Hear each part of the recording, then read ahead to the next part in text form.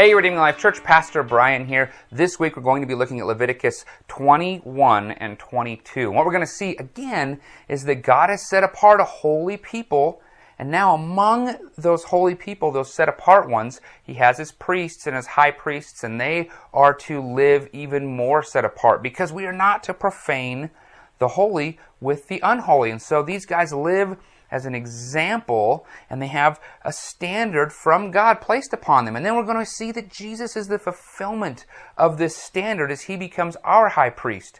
However, as we enter into this covenant with Jesus and we follow Him and we are His disciples, He says, look, you guys are set apart ones, and the leaders among you are to live even more set apart, as we see in the letters from Paul to Timothy in 1 Timothy and also in his letter to Titus. We're going to be looking at that this Sunday, and we're also going to be encouraging that you are a leader, that you are a pastor to somebody in some capacity, maybe not in the big P pastor sense, but in the little P pastor sense, and you should seek and strive to live by these set-apart standards. We're going to be talking about this on Sunday and why it's important. Why would we even do this?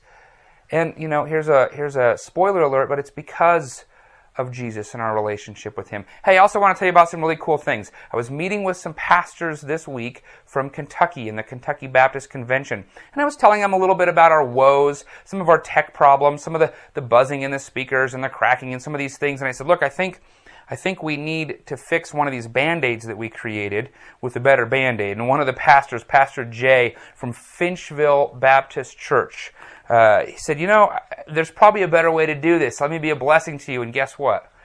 He or that church, or maybe both, bought us a new soundboard. Talk about how God moves, how God blesses. We've been asking you to pray over our technology problems.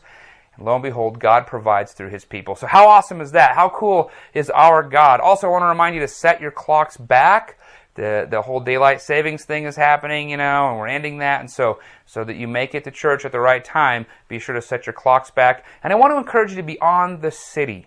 If you're not on the city, you're missing out. We have men's groups, women's groups. We're going to be starting more fellowship groups. We have prayer stuff. We have greater information. We're trying to put more and more information there. We want to encourage that you share information there. There is a lot to be seen on the city. So if you feel like you're disconnected and you don't know what's going on, get on the city. We'll see you Sunday.